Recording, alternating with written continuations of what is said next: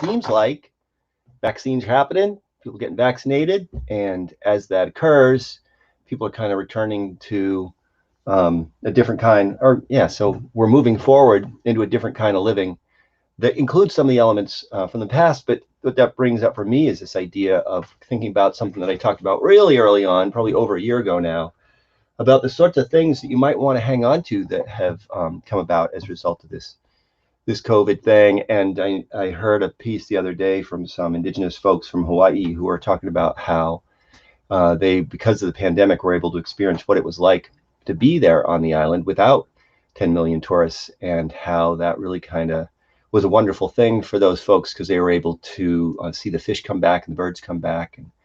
And so that's one of numerous things that I've heard about that have come about as a result of the pandemic and the things that we needed to do in order to keep ourselves and people we care about safe. And so just throwing out the idea of maybe paying attention to some of those things as things move forward and start to change, to make sure that there any one of those things that you actually want to keep connected to, you might keep connected to, and that continue on with some traditions and practices that were previously linked to COVID, but maybe not necessarily linked to where you would go if you weren't thinking about this. It kind of reminds me of when the power goes out and how, power goes out and we kind of figure out ways to get things done. And some of those things are kind of cool. I don't know, I kind of like being around with the candlelight and the quiet.